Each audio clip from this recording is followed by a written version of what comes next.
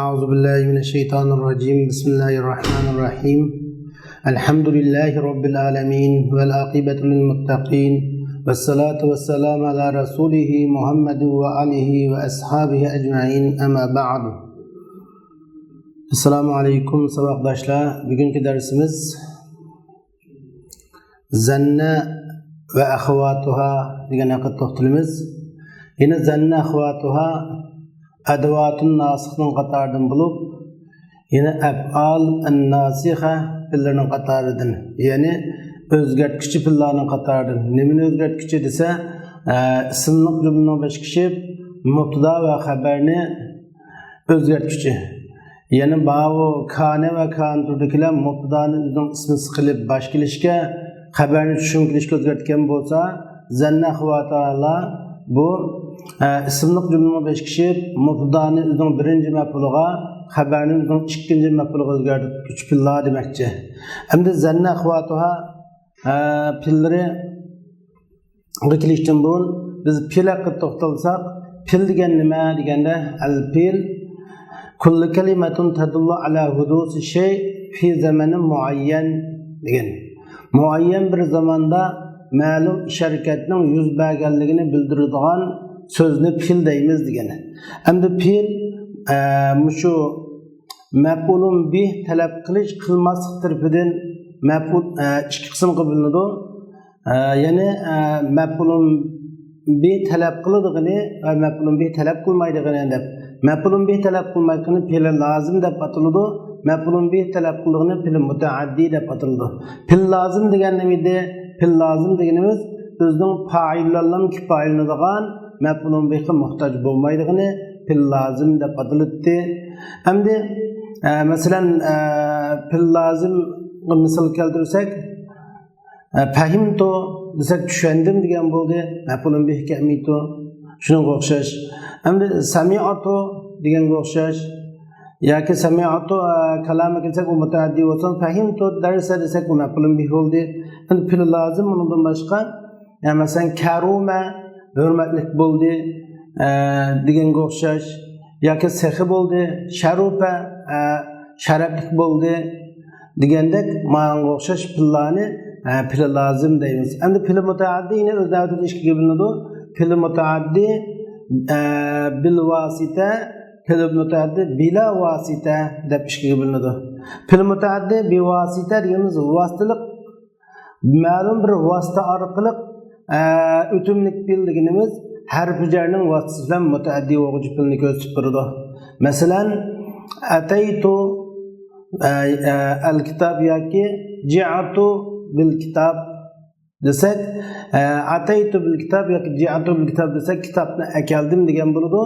Ashara atafil tufail bil kitab al jar val majrur maf'ulun bi g'ayri sarih. Ya'ni vasitalik to'ldiruvchi deymiz.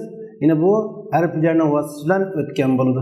Endi buni maf'ulun bi g'ayri sarih degan nima degan bo'lsa, bu maf'uliyatlik alomati oshkor bo'lmagan, lekin maf'uliyatlikni bildirgan. Masalan, ataytu bil kitab, kitobni akeldim desak, bu yer akelishdan iborat sharkat kitobning ustiga tushgan bo'lg'achqa maf'ulun bih deb ataladi. Lekin maf'ulun bihlik alomati uchiq kamgachga g'ayri sari, maf'uliyatlik alomati uchiq bo'lmagan maf'ul deb ataladi. Unda da maf'ulun bih mutaaddi fillarniki maf'ulun bih sari ve gayri sarih deb ikkiga bo'linadi. Maf'ulun bih sarih qilgani u mutaaddi bila vasita bo'ldi. Maf'ulun bih gayri sarih qildigani maf'ulun bih gayri sarih kelgani fe'l mutaaddi bila vasita bi vasita deb ataldi. Endi vasitasiz bo'lgan fe'l, ya'ni shu fe'l maf'ulun bihga vasita bilan o'tadi, vasitasiz o'tadi. Endi vasitasiz bo'lgani oyunu üç kısım bulundu. Vasıtası bir mef'ul o'tküchi, ikki mef'ul o'tküchi, üç mef'ul o'tküchi deb üç kısım bulundu. Bir mef'ul o'tküchi fillar odatda nurg'un masalan aghlaqtul baba, fatahtul baba deganga o'xshash. Ikki mef'ul o'tküchi va ve onun qatarından 3 maf'ul o'tküçü var. Endi 2 maf'ul o'tküçü pil, 2 maf'ul talab qiladigan pil yine öz navbatida 2 qismga bo'linadi. O 2 maf'ulning asli mubda va xabar bo'lgan pil, nima? U maf'ulning asli mubda xabar bo'lgan yoki uning asli mubda xabar bo'lmagan. 2 maf'ul talab qiladi, asli mubda xabar. 2 maf'ul talab qiladi, asli mubda xabar emas. Endi masalan 2 maf'ul talab qiladigan asli o maf'ulning o 2 maf'ulning asli mubda va xabar bo'lgani bu odatda zanna axvatuha pillar deb ataladi. Zanna axvatuha pillari deymiz, asli mubda va xabar bo'lgan asli 2 maf'ul. Ammo asli mubda va xabar bo'lmagan 2 maf'ulni talab qilgan pillarni buni a'taytu babi, babu kasa babi deymiz yoki a'taytu babi deb bu ikki buni bilinadi. Endi asli mubda xabar bo'lgan 2 maf'ulni talab qilgani buni zanna axvatuha babi dedik. Bu o'z navbatida ikkiga bo'linadi. Af'alul qulub ve af'alut tahvil. Yani af'alul qulub ve af'alut tahvil yoki af'alut tasir desek mi bo'ladi? Af'alut tahvil deb atsak mı bo'ladi? Bugungi darsimiz mana shu af'alul qulub ve af'alut tahvil qismida to'xtalamiz. 2 maf'ul talab qiladigan, 2 maf'ulning asli mubda xabari bo'lgan bu pullar af'al qulub ve af'alut tahvil deb ikkiga bo'lindi. Endi af'al qulub o'z navbatida yana bu çoğun cihetin ikkiga bo'lindi. Af'alul yaqin ve af'alur rujhan deb ikkiga bo'lindi. Yoki af'aluz zan. Af'aluz zan desak ham bo'ldi yoki af'alur rujhan ikkisi bir gap. Af'aluz zan bilan af'alur rujhan ikkisi bir ma'noda bo'ladi. Af'alul yaqin o'z navbatida ikkiga bo'lindi. Mutlaqi jazmiyatni bildirdigini yoki cezmiyetke, cazımga dalalet kılış ihtimallık var ve bazı çağda şu pilinin özü yine zengi dalalet kılış ihtimallık var. İkincisi yine epalı rucahanın mı yine bunun mutlaka rucahan'a dalalet kılma var. Şu pil yine bazı vakti yakınga dalalet kılgan bunda ahvallık cemiği tötkü bilinir. Demek epalı kılıp o mücahitin tött kısımı bilinir dep qaraymiz. Hem de anda o'zi yaqin bilan rujahanning ma'nosi esa rujahan rajaha degan kuchlik degan bo'ldi. Odatda bu yerda biz yaqin, zan, ya'ni zan bilan rujahan ikkisi bir ma'noda, yaqin, zan, shak, vahm degan 4 iborani bir qisqagina tushunish lozim keladi. Lekin bu o'zining tafsili o'rni bo'lmag'achqa bu iboralarning biz bunga bak tafsil to'xtalmaymiz. Yaqin al-i'tiqad al-jazim deymiz. Cezmi itiqadni bildirgan bo'lsa yaqin bo'ladi. Mi'a fil mi'a %100 cezmiyat bo'lgan narsani yaqin deb ataymiz. Ammo zan yine bu zan yoki shu rujahan deyli buning kuchlik tarafi yuqori, cezmi tarafi yuqori bo'lgan, vahmi tarafi oz bo'lgan. Buningda bir ishning dalillar taqarruz qilib qoladi. Bir masala qarta dalil taqarruz qilib qoladi. Lekin uningki jazmiyatli qismi sal yuqori bo'lgan, vahmili qismi oz bo'lgan bo'lsa, mana buning rojih qismini biz zan deb ataymiz, marjuh qismini vahmi deb ataymiz. Ammo shak deganimiz esa bir narsaninki 50 bo'lgan qismi.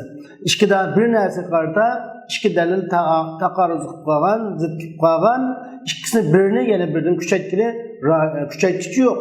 İkilisi delmedel 50 bo'lib qolgan bo'lsa, buni biz shak deymiz. Ammo vahmi şu bayanki şu zanning yani marjuh qismi, zan qismi rojih bo'lsa, uninki marjuh qismi vahmi deb ataladi. Mana bu 4 xil iboratninki qisqaga tushuntirilishi bo'ladi. Chunki yaqin bilan rujahanning farqi, masalan bundaq chiqilganda biz yaqin %100 desak, rujahan zanni %80-70 desek, zan shakni 50 desek, vahmini %30% deb buni tushunsak bo'ladi. Shuna bugungi darsimiz zanna ahvatuha, ya'ni af'alul mushu qulub haqida to'xtalamiz. Zanna ahvatuha ikkiga bo'lindi. Af'alul qulub va af'alul tahvil deb. Endi af'alul tahvil degan nima desam, ma'lum bir ish harakatni bir holatdan yana bir holatga o'zgartirish fe'l degan bo'ladi. Ya'ni bir holatdan yana bir holatga ish harakatni o'zgartganligiga asosan buni biz af'ol tahvil o'zgartish fe'llari, ya'ni sayyara deymiz. Masalan, ma'ni bunda qilyapti, oni unda qilyapti deganga o'xshash ma'noni bildiradi. Masalan, misoldan birini keltirsak, masalan, ayetlerden nurgun misallar geldi ve onundan başka adetki özümüz misaldan birini kelsek ceale ef'al tehvil oldu. Mesela cealtuki bakiyen men seni yığılıtıp koydum. Yığılgan, asli yığılmagan bir haletten onu yığılgan bir haletke özgertkenlik gösterip durdu. Men seni yığılıtıp koydum diyen okşaş. Hem de ef'al tehvil oldu mesela ceale. Ya ki seyyere olsak tahvil af'al tahvil desek mi bo'ladi? Af'al odatda buni af'al tasir deb atasak mi bo'ladi? Odatda ja'ala af'al tahvil bo'lib kelmaydi. Ammo ja'alaninki af'al tahvillab kelgan 20 bor va ja'alaning undan boshqa nurg'un ma'nolar. Ja'ala odatda 4 xil ma'noda ishlatildi. Xalaqa ma'nosi ishlatildi, af'al tahvil ma'nosi ishlatildi va undan boshqa ma'nolarda ishlatildi. Masalan, ja'altu zahab khatiman Cealtu ez-zahab khatimen. Men altını üzük kıldım desek, yani altını üzükke aylandırdım degen okşaş. Mesela cealetil hararetu es-selci ma'en. Kızık ıssık hava qarını suğa aylandırdı degen okşaş. Şunda ma'nolarga özgürüdü. Endi epalur Kulub degeni söylese ma'lum şirkatning qalbda bo'lganini bildiradi. Af'al qulub ma'lum şirkatning qalbda bo'lganligini bildirdi. Bu af'al qulub o'z navbatida 3 qismga bo'linadi. Bu lozimlari bor. Bu masalan fil mutaaddi mush af'al qulubmu bir maf'ul o'tadigan va ikki maf'ul o'tadigan va faqat maf'ul talab qilmaydiganlari bor. Odatda af'al qulubningki fil lozim bo'lgan qismi bor. Mesela khibtu, qo'rqdim desa, fakkartu, tafakkartu, o'ylandim desa, mana bu qalbda bo'ladi, ammo maf'ul ketmaydi. Va bir maf'ul o'tib var. Mesela fahimtu darsni tushundimizni tushunish degan qalbda bo'ladi. Endi ikki maf'ul o'tib var. Bugungi darsimiz mana shu ikki maf'ul o'tibgan fil. Mushu maqsad qilinadi. Ikki maf'ul o'tibqini, ya'ni zanna xavotira qismi bu qalb fillar bo'ladi. Anda olsa biz törenimiz körep baksak Musannif rahimahullah bu vaqt mundaq deydi.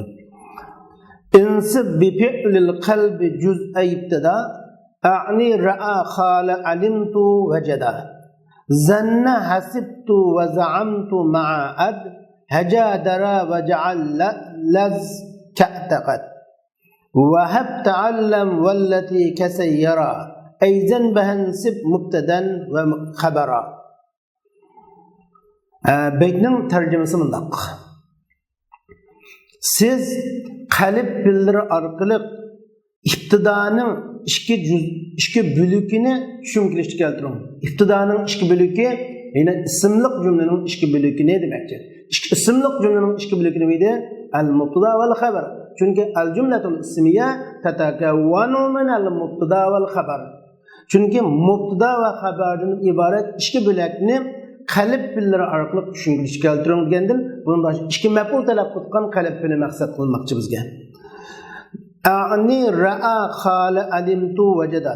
Demakchi men bu ikki maf'ulni mubtada xabardan iborat mubtadani birinchi maf'ulum xabarni ikkinchi maf'ulum deb tushuntirishga o'zgartiradigan buningdan maqsad qilaman ra'a khala alimtu wajada zanna hasiba za'amtu adda haja dara i'taqada ma'nosida ja'ala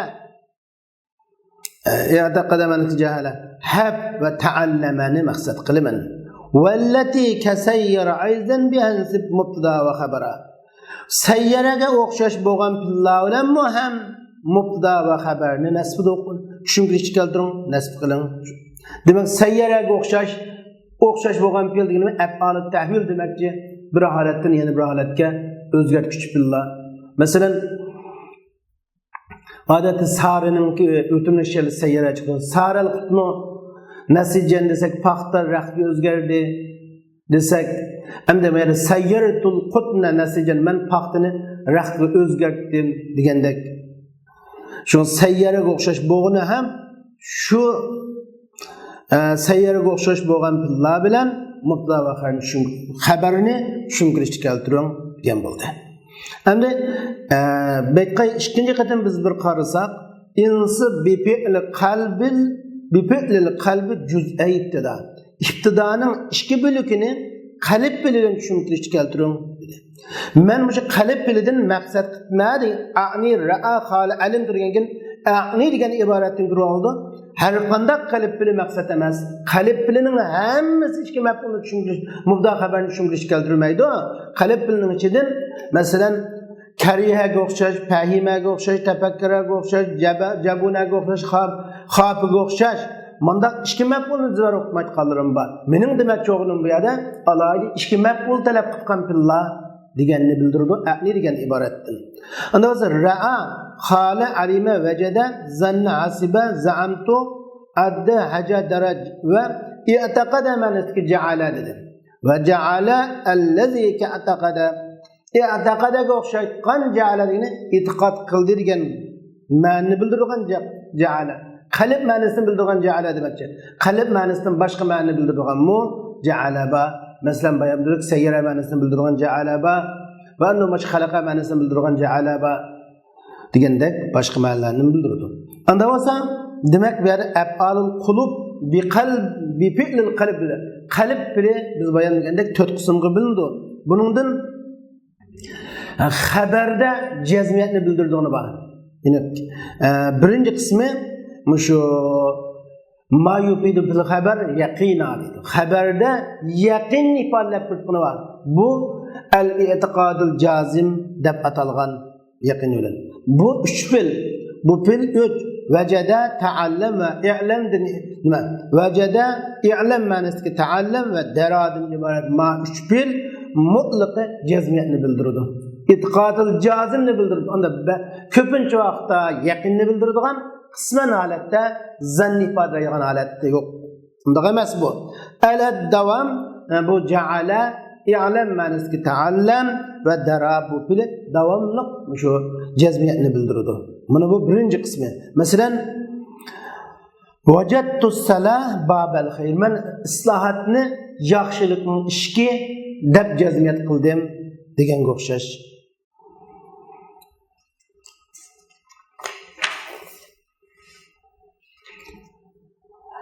Masalan i'lam ma'nosida dedik endi odatda ta'allam i'lam ma'nosi bilan kelib bunda ikki maf'ul talab qiladi. Masalan ta'allam anna riba bala'un. Bilinki jazoni degan bir balo bu deganga o'xshash. Buni bu yerda uning maf'uli masdar muavvaldan keldi. Bu ikki maf'ul mubtada xabardan kelsin bu ikki maf'ul yoki masdar muavvaldan kelsin bo'ldi, qiyosiy masdardan kelsin bo'laveradi. Qiyosiy masdardan kelib bu qiyosiy masdar ikki maf'ulni o'rnatirdi. Masalan ta'allam anna riba bala'un bilgin bu riba degan balo bu odamga bir balo bo'ladi bu qiyomat kuni insonni halok qilib bu do'zaxga kirishga sabab bo'ladigan bir xil balo musibat dedik. Yoki bu bir insonga bo'lgan ig'ir jinoyat hisoblanadi bu oxirida desak, mana bu yerda anning ismi va anning xabari ta'allamning ikki maf'ulni o'rnatiradi. Chunki buni masdar muavval sadda masadda maf'ulayn li ta'allam. Ta'allamning ikki maf'ulni o'rnatirgan masdar muavval deymiz.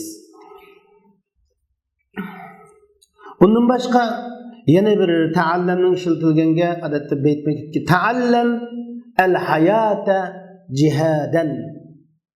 Ta'allam al-hayat.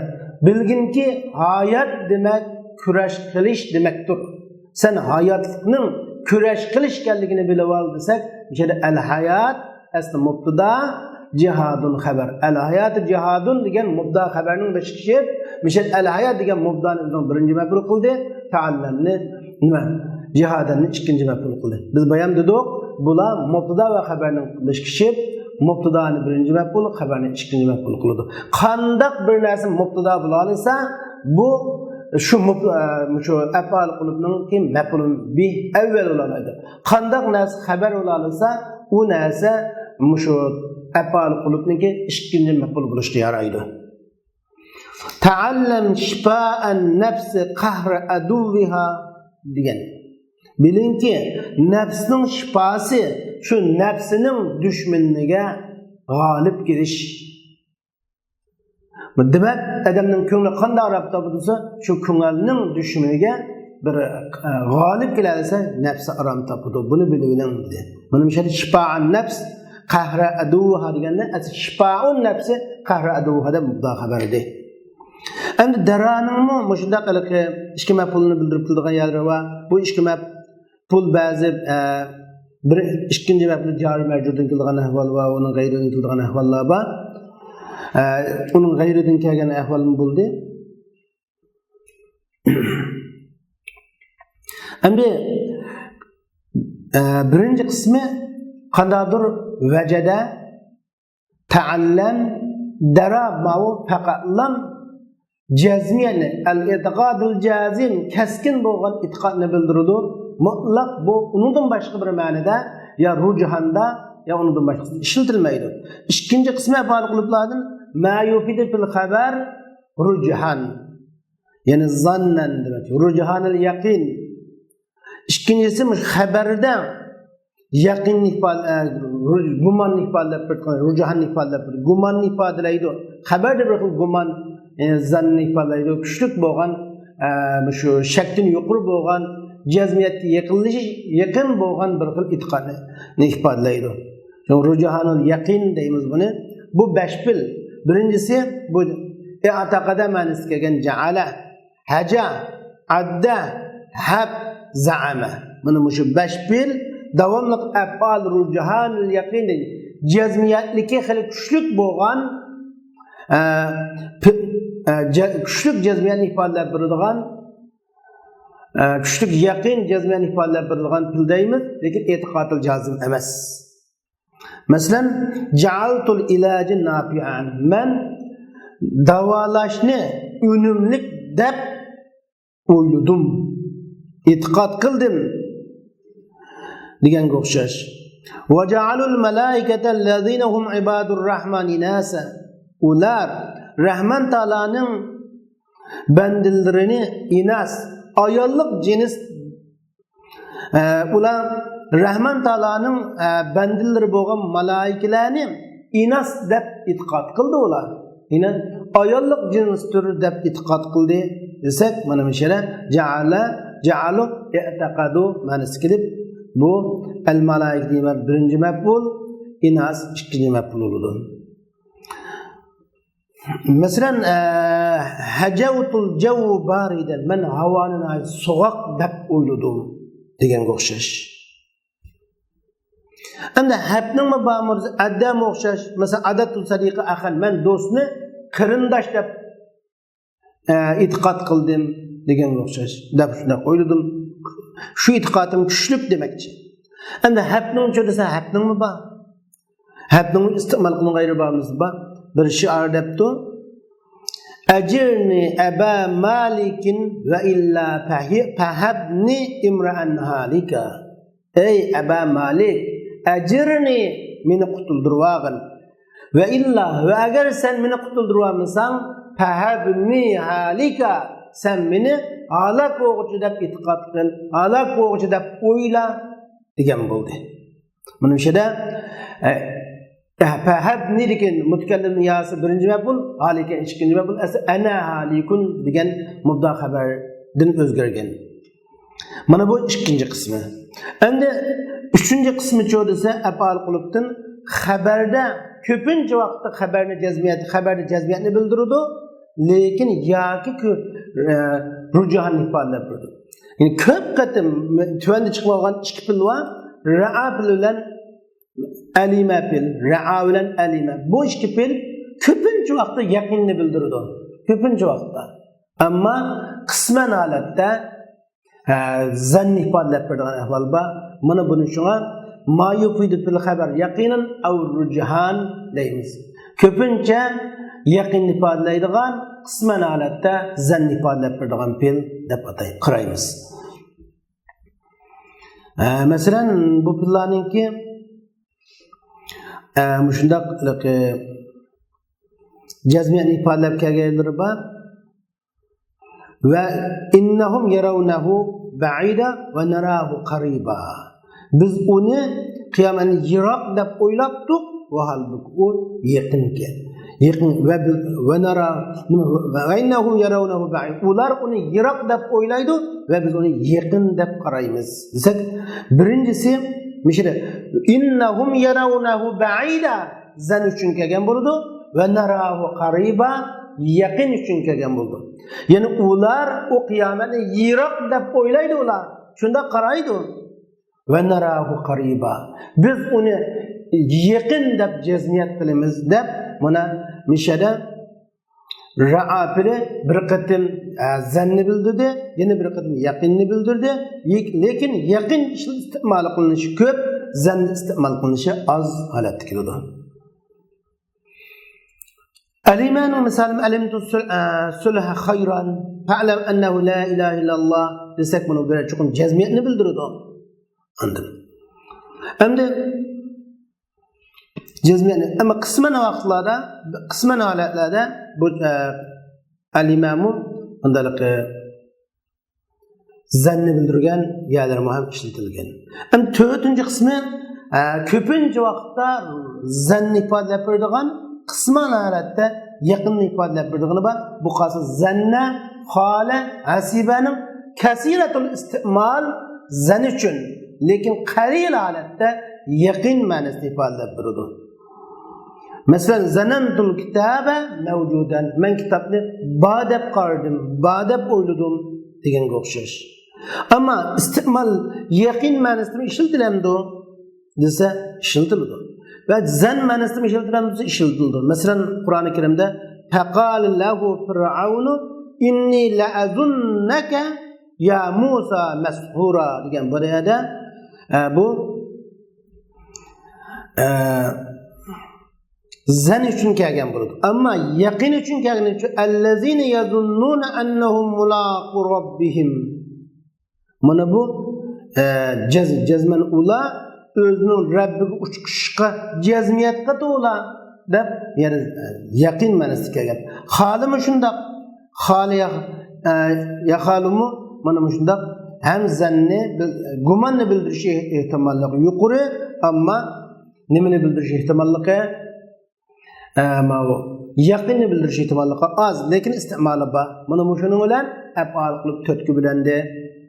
Mutlaq yaqinni bildiradigan bir qism, mutlaq zanni bildiradigan bir qism, endi ko'pincha yaqinni qisman holatda zanni bildiradigan bir qism, ko'pincha holatda zanni qisman holatda yaqinni bildiradigan bir qism bo'lib, jami 4 qismga bo'lindi.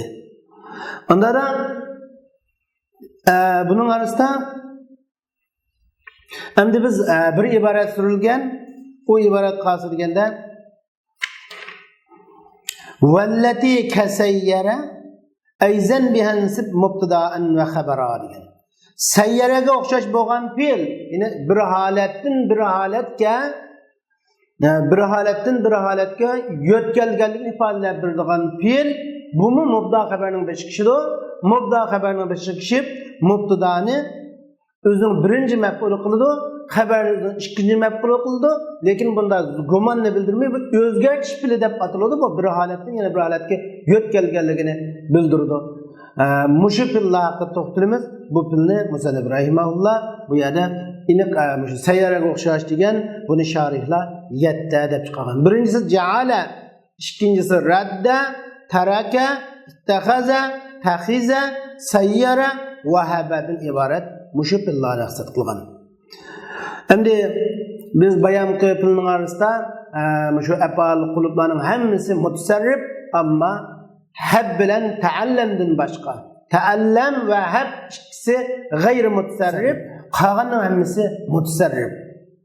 Ama mutasarrif deganimiz xuddi mazisi ismliq jumlaning besh kishi mubtadoni o'zining ismi qilib, mubtadoni o'zining birinchi maf'ul qilib zibar o'qitgan, xabarni o'zining ikkinchi maf'ul qilib zibar o'qitganga o'xshash, uning muzorisi, amrisi, ism fa'ili, ism maf'uli, masdarlari shundaqla şu mazisi amal qilgandek ismliq jumlaning besh kishi amal qiladi.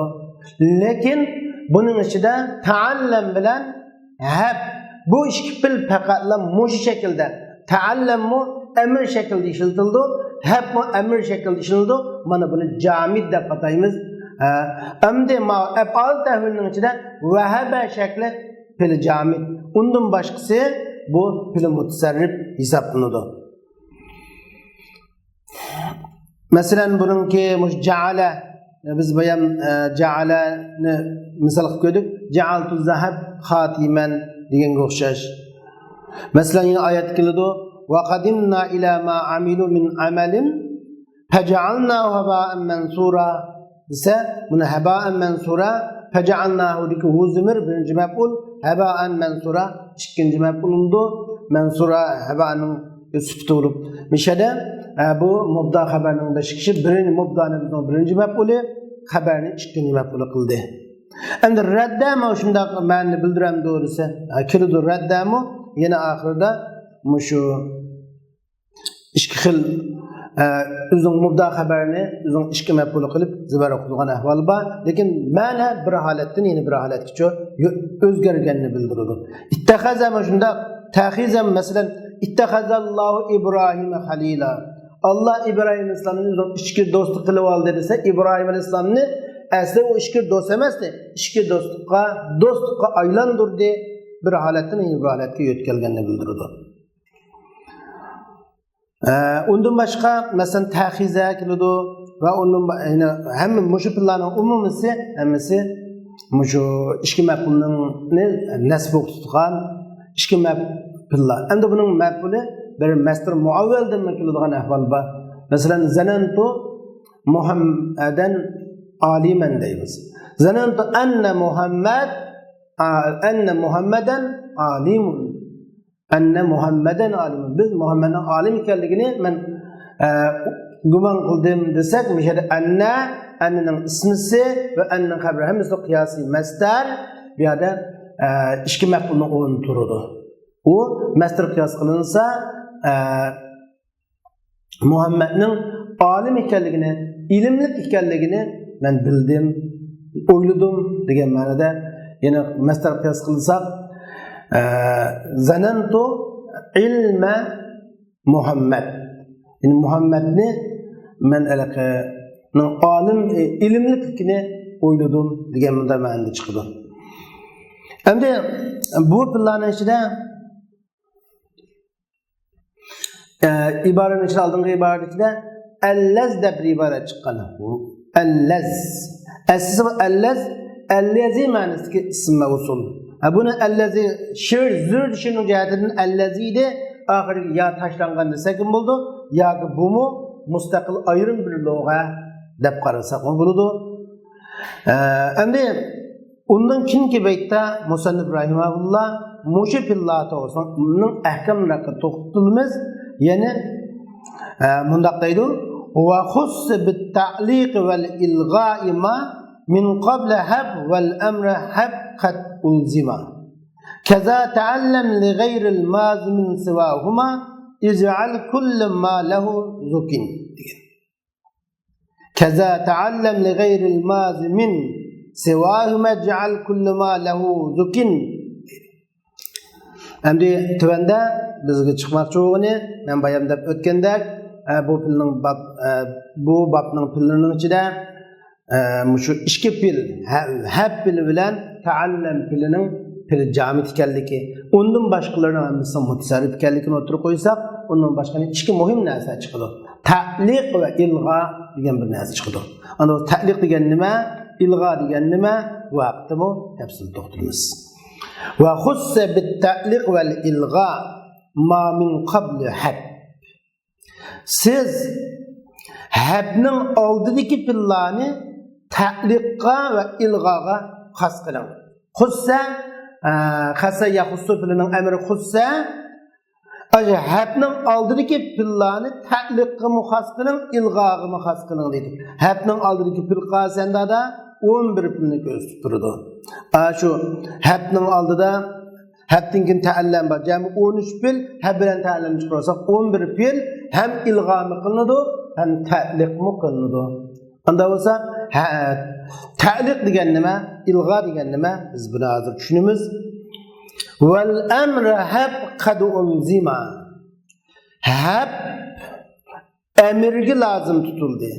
Hab bu emirga lazım tutuldu ki hab davamlı emir şeklinde işletildi. Emirinin gayrı olan mazi, muzari, isim fa'il, isim mef'ul bunda şekilde işletilmeydi. Keza ta'allem. Ta'allemu muşunun qo'shar ta'allemu fakat emir şeklinde lazım tutuldu. Şunu bildik. Hab bilan ta'allam fakat mazi şeklinde işletildi. Nima? Ta'allam bilan hab fakat emir şeklinde işletildi. Onun başka şekilde işletilmegachga bunu jamid deymiz. Jamid degan nimadir? Ya mazi şeklinde işletilib qolgan şekli kelmaydigan. Yoki muzari şeklinde işletilib qolgan şekli kelmaydigan. Yoki emir şeklinde kelib hab bilan ta'allamga o'xshash undan başka şekillerde işletilmeganini biz buni jamid fil deymiz. لغير الماضي من سواهم اجعل كل ما له ذكر. O ikisinin başkasının mazinin gayri üçün mazi üçün bilingen kaidenin hemmisini mazisinin gayriga qilib biring. Xuddi mazisda birinci mef'ulu mubtada, ikkinchi mef'ulu xabar bo'lganga o'xshash mazisinin gayri bo'lgan muzari emrildirdimi? Birinci mef'ulu mubtada oldu, ikinci mef'ulu xabar oldu demekçi. Şu li gayril mazi min sivahuma. O hab bilan ta'allamning başka pillarning mazisining gayri bo'lgan muzari emr isim fa'illeri üçün aşu maziga zukin bilingen har qanday qoidani shunga mansub qiling dedi. Demek mazisi qanday amallarni qila olgan bo'lsa, uning gayri bo'lgan muzari emrleri, isim fa'il, isim mef'ulleri ve masdarleri muşuna qildi. Masalan, biz bir zanni filini misal qilsak, zanantu Xalidan musafiran. Biz mushu misal o'yinchi qarab ma'lum. Zanantu Xalidan musafir. Men Xalidni safar qilguvchi deb o'yladim. Muzarisi azunnu Xalidan musafiran. Emrisi zunnu Xalidan musafiran. İsim fa'ilisi ana zannun Xalidan musafiran. İsim mef'ulu Xalid maznun abuhu musafiran. Xalid onun dadasi musafir deb o'ylanguchi desak, mishada endi bir savol chiqdi. Ma'ri bo'pti. Zanantu Xalidan musafirini Xalidan birinchi mef'ul musafir, ikkinchi mef'ul ekan asli Xalidan musafir degan ismliqchi ekan bu? Anda azunnu Xalidan musafiranda Xalidan birinchi mef'ul musafir, ikkinchi mef'ul ekan. Zunna Xalidan musafiranda Xalidan birinchi mef'ul musafir, ikkinchi mef'ul ekan. Ism fa'ildimi? Ana zannun Xalidan musafiranda ana mubtada zannun xabar Xalidan birinchi mef'ul musafir, ikkinchi mef'ul ekan. Ism mef'ul bo'lgan Xalidun maznunun abuhu musafiranda birinchi mef'ul ekan degan bo'ldi. Ammo asli abuhu Xalid abuhu musafir desek, abuhu musafir mubtada xabar diye. Endi Xalid uning dadasi safar qilmoqchi deb o'ylanguchidir desak, mishada maznun abuhu musafir ikkinchi mef'ul, abuhu naibul fa'il. Chunki Xalid mubtada, maznunun ismul maf'ul, sig'atu ismul maf'ul xabar. Abuhu maznunun degan ismul maf'ulning naibul fa'ili. Musafiran uningki ikkinchi mef'ul bo'ladi. Kini birinchi mef'ul desa, abuhu fil majul bo'lgan chaqda birinchi mef'ul naib fa'il bo'ladi. Fil majul bo'lganda ma'lum fil majul bo'lganda fa'il tashlanib birinchi mef'uli shu fa'ilning o'rnida naib fa'il bo'lib fa'ilning i'robini qilib ketdi. Mishada abuhu asa abahu kasutdi mazmunning ism maf'ul bo'lgandan keyin ism maf'ul degan majul hüküm kılınıtkan kaçka, hüküm pildin nima? Majul pildin yasalgaçka, yasalıdı bu ism mef'ulgen majul pildin yasalgandikin şuna biz bu mezmununu majul boyunca naib fa'il deymiz. Birinci mef'ulini Ebuhu naib fa'il, şu birinci mef'ulunun o'nturdu, musafiren ikinci mef'ul deb qaraymiz. Anada Mesler çözüldü. Ecibtu min zannike haliden musafiren. Men senin halidni musafir deb oyluğanlıkından hayran kaldım. Ecibtu min zannike haliden musafiren. Mesler o okşaş. Ama iki fil hep bilen taallemden başkası böyle şundak işiltilido demekçi.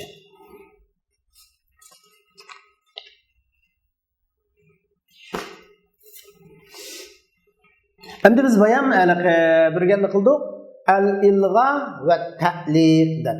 Endi navbatda ilgha degan nima, ta'liq degan nima, mualliq degan nimalar mualliq bo'ldi, ta'liq qilguvchi nimalar bo'ldi, ta'liq bilan ilg'aning o'tirgi farqlar nima deganda haqida to'xtalamiz. Va jawizil ilgha'a la fil ibtida إن ونوي ضمير الشأن أو لا مبتدأ في موهم إلغاء ما تقدم والتزم التعليق قبل نفي ما وإن ولا لا مبتدأ أو قسم كذا واستفهام ذا له حتم جوز الإلغاء لا في الابتداء siz ilg'ani durust qiling emas ibtidoda. Yine cümlenin 5'ti kelgan yerda emas. Maf'uluning 5'ti kelmasin, ikki maf'uluning o'ttirdi kelsin, ya ikki maf'uluning oxiri kelsin deydi. La fil ibtido degan gap emas, ibtidoda emas degan gap ikki maf'uluning oldida emas, ikki maf'uluning kim kelsin, ya ikki maf'uluning o'ttirdi kelsin. Bu chaqda ilg'a. Nimani ilg'a qilish? Ya'ni mush af'al qiliblarni ilg'a qilish. Yoki zimir shanni niyat qiling, yoki lamul ibtidoni yuqorqi narsalarning ilg'aligi vahm qilinib qolgan joyda. Ta'liq lozim, ta'liqni vojib qiling, ma nafiyaning oldida, in nafiyaning oldida, lamul nafiyaning oldida, lamul ibtidaning oldida, lamul qasamning oldida. Shundaqla istifham vositasining oldida. Istifham ta'liq istifham uchun keskin vojib bo'ldi deydi. Endi bu iboratni nima qilsak, javvizil ilg'a dedi. Ilg'a, javviz degan gap durust qiling degan gapdan ilg'a qilish vojib emas. Ilg'aning sharti topilganda ilg'a qilish durust. İlg'a qilsaqmi bo'ladi, ilg'a qilmasaqmi bo'ladi degan bo'ladi. Unda o'zi ilg'a degan nima? Qanday narsani ilg'a deymiz degan? Ilg'a ibtalul amal labzan la mahallan. Nima? Va mahallan. Yani ilg'a ibtalul amal labzan va mahallan. Yani mush af'al qulublarning, mush qalb fillarining amalini yoki mush zanna akhvatuha fillarininki amalini labzanni bekor qilib tashlash va mahallanni bekor qilib tashlash. Labzanmi amal yo'q, mahallanmi amal yo'q. Buni ilg'a deymiz. Nimishqa desa, chunki ilg'a qilinish uchun chuqur ikki maf'ulning o'rtada yo oxirgisi. Masalan, zanantu akhaka aliman. Men qarindishingni olim deb o'yladim desak, nishada bu ilg'a qilib bo'lmaydi buni. Beshga la fil ibtido deganligi uchun beshga keldi bo'lmaydi. Ammo 5 kelmaganligidan ya o'rtada keladi, ya oxirida keladi. Unda bo'lsa zanantu akhaka zanantu aliman. Akhaka zanantu aliman. Desak o'ttirib keldi. Yoki akhak endi bu ilg'a qilingandan keyin ilg'a qilinish uchun Ahuke zanentu alimun ilga oldu. Ya ahir gelsin dedik. Ahuke alimun zanentu. Caiz dedi. Bunun asasen emel bersek mi buludu? Emel bersek mi buludu? Kanda boğanca emel bersek ehsen, kanda boğanca emel bersek ehsen dese, esli ilga boğmayan şekil. Zanentu ahake alimen buna emel kılgan şekli. Hem de ilga kılıngan şekli şu, ilga kılıngan şekli bu çokum ilga kılınganda çokum iki mef'ulun o'ttirdi kelsi bo'ladi ya oxiri kelsi bo'ladi. O'ttirdi kelganda amal qilgan shakli. Ahaka zanantu aliman. Amal versak mı bo'ldi yoki amal vermi ahuka zanantu alimun. Ama oxiri kelsi şu ahaka aliman zanantu. Ahuke alimun zanantu. Ahir kelse emel bermegellik ehsen, oturdu kelse emel bermegellik ehsen. Şu emel beriş bermez. Caiz degen ibaret hukum nereden çıkıyor? Cevviz degenden çıkıyor. Cevvizdin. Anda olsa ilga kılınış için çukum beştikani sunduk. Beştikani ilga kılınmaydı. Şimdi Navada ilga kılınıp kalsıçı. Beş gelgende mi ilga kılınıp kalınsa kılınmaydı. Kip kalsa bu ta'vil kılınır. Anda o ta'liq degen ne miydi? Ta'liq degen ibtalul amel labzen la mahallen. Yani emelini labzen emelden kaldırış, emelini labzen bakar çıkarış urun cihati bika kılmaslık, mahallen bika kılmaslık diyen buludu. Bunun gevdilik farkı ilga bilen ta'liqning gevdilik farkını ulamalar bir neçe yerden fark etken bunun çoğun cihatten 5 xil farkı var. El-farq beynel ilga ve ta'liq. İlga bilen ta'liq otururski fark. Ta'liq vacibun inde vücudu sebep. Ta'liq qilish sebebi tepilgan çağda çuqum ta'liq qilish vacib. Qanday çağda ta'liq qilish sebebi tepiladi? Navbatda bu tafsili chiqadi. 10 dana vasitadan bir vasita kip qalsa ta'liq qilinadi. Amma ilg'acho jaiz. İlga qilish sebebi tepilganda, ilga qilishning bir sebebi çuqum beşlikka emaslik. Ya iki mef'ulun beşlik emaslik ya o'ttirdi kelish ya oxiri kelgandan ilga qilindi. Mana mush vaqtda jaiz. Lekin ta'liq vacib, ilga jaiz. Bu bir farqi. İkinci farqi ilga'ning ta'siri ikkili mef'ulga yetadi. İkkili mef'ulga yetadi ilga'ning ta'siri. Amma ta'liqning ta'siri ikki mef'ulga yetsin bo'ladi va bir mef'ulga yetsin bo'ladi.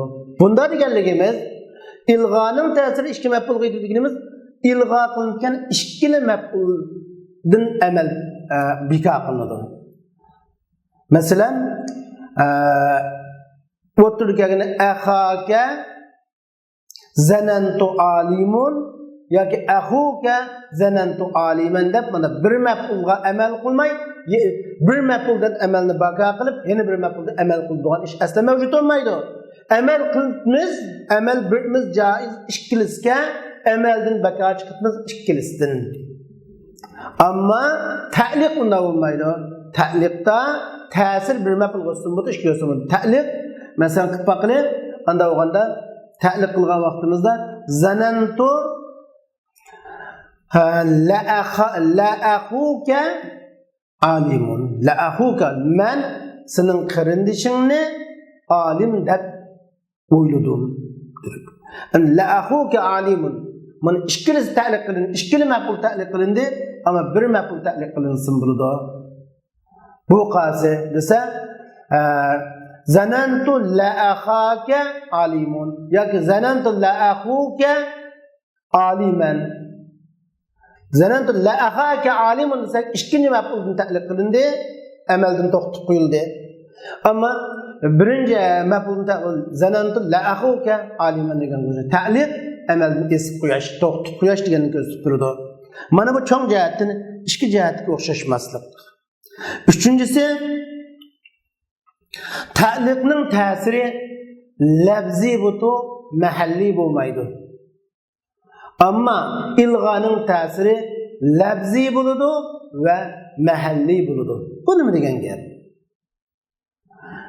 Ta'liqning ta'siri biz odatda lafzi bo'ladi, mahalliy emas. Ilg'oning ta'siri lafzi va mahalliy bo'ladi deymiz. Ta'liqning ta'siri mahallan amaldan bikoch qilinmaydi. Lafzan amaldan bikoch qilingan bilan, masalan, biz bir misol so'zlasak, ta'liqqa zanantu la akhuka alimun. Men sening qarindishingni olim deb o'yladim desak, nishada la akhuka zannafil tu'nun fa'il lam lamun ibtida akhuka mubtada alimun xabar bo'lib mubtada xabar fi mahalli nasbi sadda masaddal maf'ulayn zanna. Zannining ikki maf'ul mishada la akhuka alimun degan mubtada xabar fi mahalli nasbi urun jihatda tushuntirishlar kelgan ikki zannining ikki maf'ulning o'rnida turgan ikki maf'ulning zannining ikki maf'ulning o'rnida turib kelgan tushuntirishlar kelgan deb qaraymiz. Ammo ta'liq qilsaqchi, ilg'o qilsaqchi, masalan ilg'o qilsak amal bersak hech gap yo'q. Akhaka zanantu alimanda amal verdik. Bu çağda hani birinci mef'ul, hani ikinci mef'ul desek bular orada. İlgâ kılıp fakat emelden kılınsak diyor. Mesela akhuke alimun zanantu desek akhuke mubtada alimun haber mubtada haber zanantu zannetil tufaylı bu cümle musta'nife mustaqil cümle hesaplıdır. Ama ortada ki kalsın akhuke zanantu alimun deb kelsa akhuke mubtada alimun haber zanantu fil fa'il cümle mu'tariza deb qaraladi. Mana bu ta'liqning ta'siri lafzi bo'ladi, mahalliy bo'lmaydi. Mahallan ta'sir ba'uning degan bo'ldi. Ammo ilg'oning ta'siri mahallanmi bo'ladi, lafzanmi bo'lganga lafzimi ta'siri yo'q. Lafzi ta'siri bo'lgan bo'lsa ahaka aliman zanantu desak o'tdi. Va ilg'o qilgan ekan va mahallanmi yo'q. Yine bununki çoğun cihetten fark etişinin bir usulü var. O 4. şartı da qarsak buldu. Ta'liqning ta'siri lafzi bo'ladi, mahalliy bo'lmaydi. İlg'oning ta'siri lafzi va mahalliy bo'ladi. Deganimizning yana bir ta'siri o'rtadagi farq ilg'o bilan ta'liqning o'rtadagi farq bu. Unda da ta'liq qilingan fillarninki tavobilardan bu oydin bo'ladi. Masalan, ta'liqning ikki maf'uliga atbu bilan agashgan narsa lafzi holatiga tabi bo'lsin bo'ldi, mahalliga tabi bo'lsin bo'ldi deymiz. Masalan, zanantu la akhuka alimun, men sening qarindishingni olim deb o'yladim.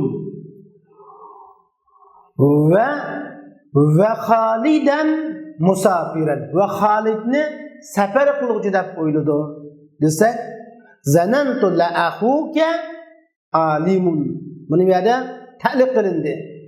Lafzan amaldan bikoch qilingan bilan mahallan amaldan bikoch qilinmag'achqa nima qilsak bo'ladi bu yerda? Va Xolidan musafiran va Xolidun musafirun ikki vajhi yajuz. Chunki lafziga agashtirsak, hozirgi lafzi holatiga agashtirsak, zanantu la akhuka alimunninki lafzi marfu bo'lsa va Xolidun musafirindan lafziga agashtirsak bo'ladi. Chunki bu ta'liq lafzan amaldan qoldirilgan bilan mahallan amaldan qoldirilmadi degangacha mahallaga agashtirsak nima deb agashtiramiz? Zanantu la akhuka alimun va Xolidan musafirin deb biz buni mahallaga agashtirgan bo'lamiz. Buni bu ta'liq.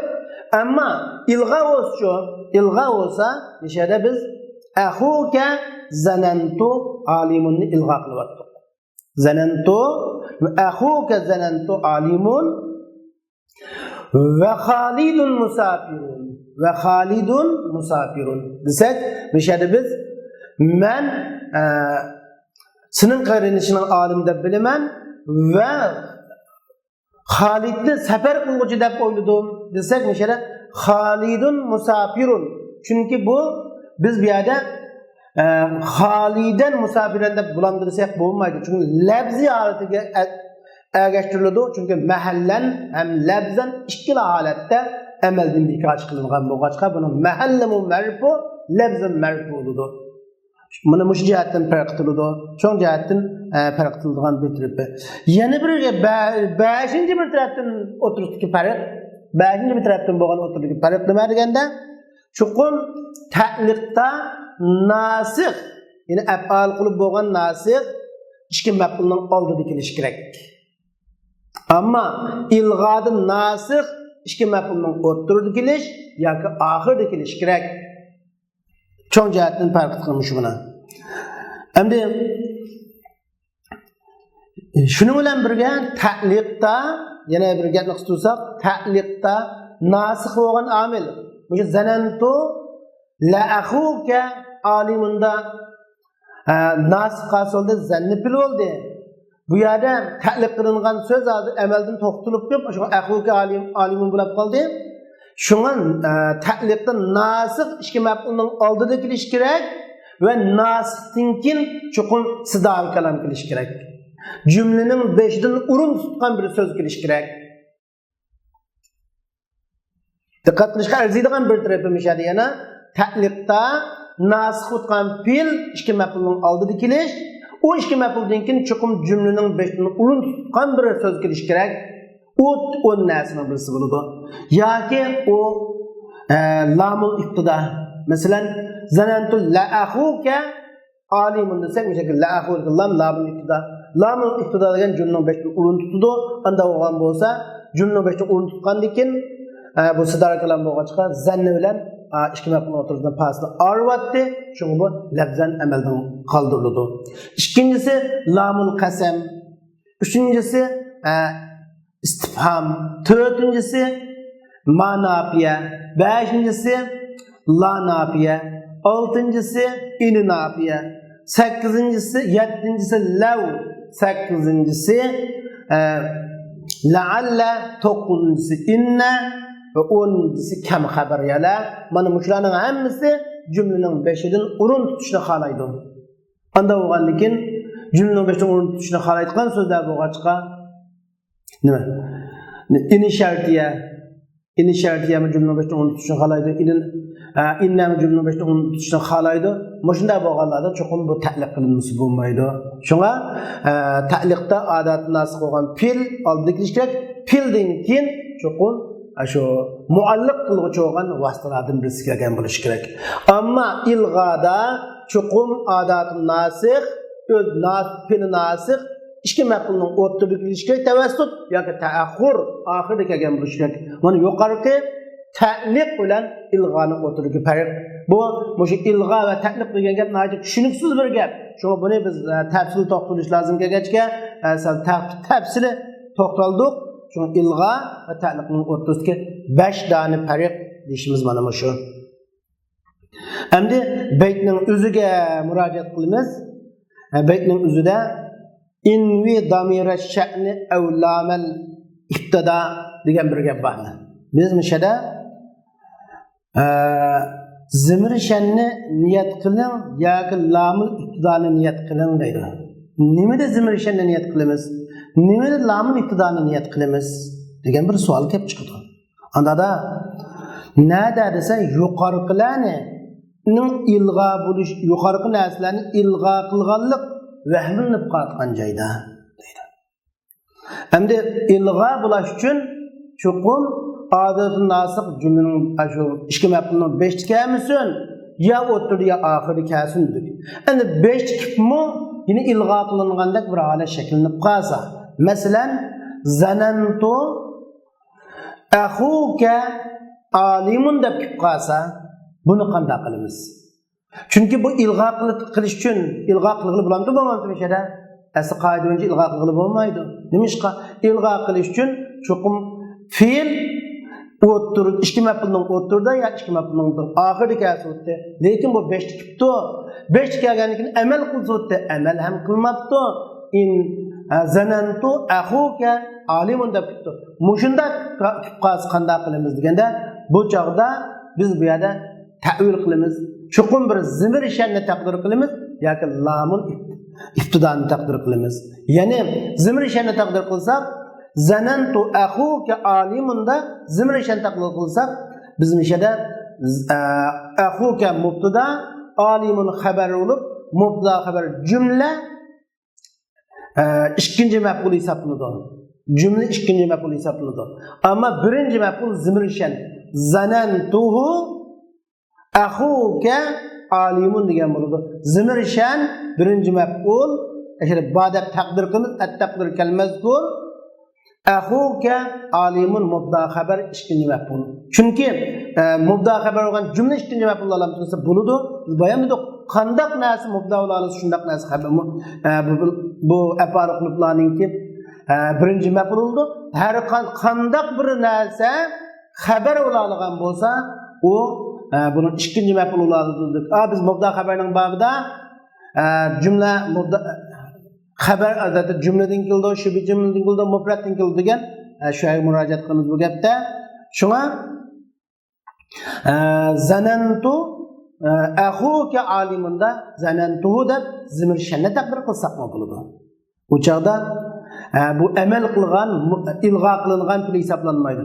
Ismisi zimir shan akhuka alimun ikkinchi maf'ul hisoblanadi. Yoki lamul iftidoni nima qilsak bo'ladi?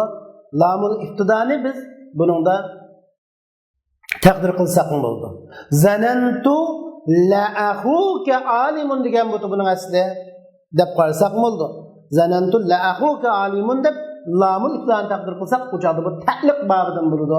Ta'liq qilinganda, u joyda ta'liqning sharti to'shamda tujudi. Ta'liqi cho'qim nasix bo'lgan amil ikki maf'ulning oldida kelsin, uningdan keyin cho'qim adatu ta'liq kelsin, ta'liq o'zgartish vositalardan birisi kelsin degan. Buning uchun lamul iftidoni ta'liq o'zgartish vositalardan birisida shunga bo'laverdi deymiz.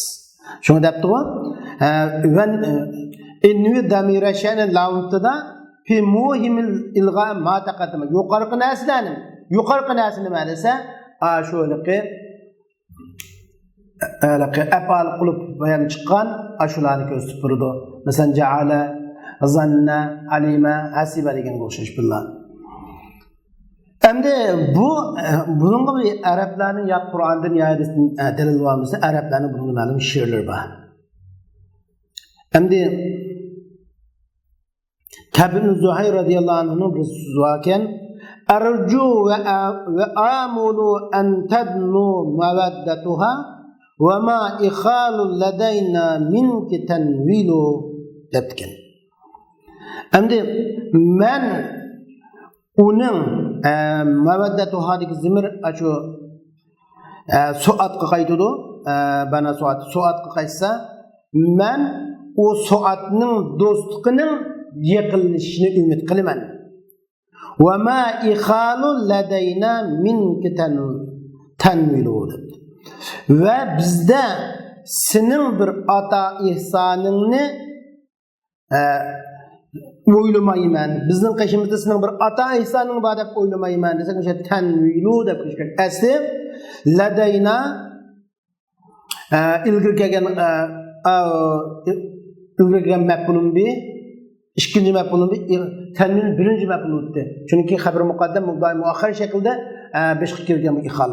Am ikhalninki as xaliya xalninki amsi ikhal o'qildi, kasr o'qildi. Buning 5-chi qadam degan biz as ikhalu deb qildi. As akhal xaliya xal akhal deb ishlatdi, lekin bu ikhalu istimal qilingan hadislarda shunday kelgan yer va arab tilida shunday ikhal kelgan. Shunga asosan shunday o'qiymiz. Buning 5-chi bu gap 5-chi bir qadam chiqqan. Şu tanvi az amal qilgan bo'lsa tanvilan ketdi. Tanvilan kelganligi xuddi mishada ilg'a qilingandek bir hala shakllanib qoldi. Lekin ilg'a qilingan urinmi bu emas. Anda bo'lsa biz bu yerda ikhaluhu deb mishada ikhalning ismisi birinchi maf'ulini hu zimrini zimir shandan birini taqdir qilsak bo'ldi.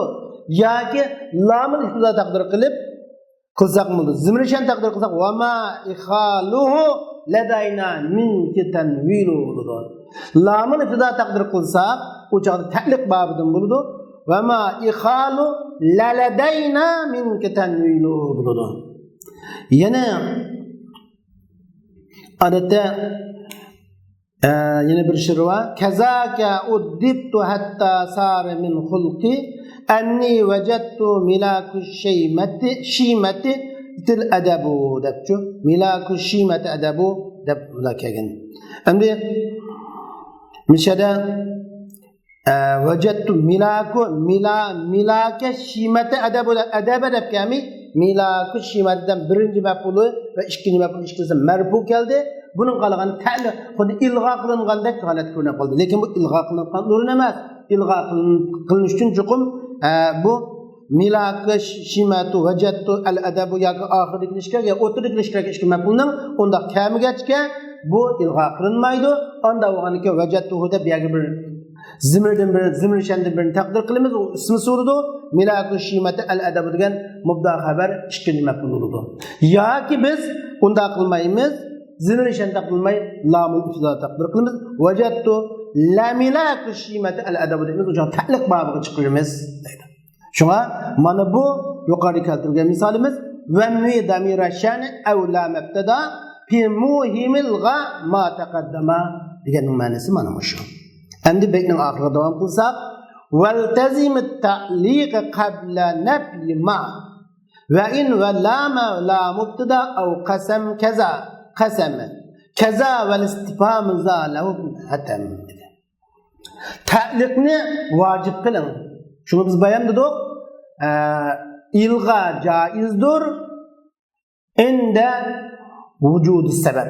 Sabablar topilganda jaiz, ammo ta'liq vojibdir. Sabablar topilganda ta'liq vojib. Ta'liqning sababi nimadir? Ta'liq qilishning sababi chuqur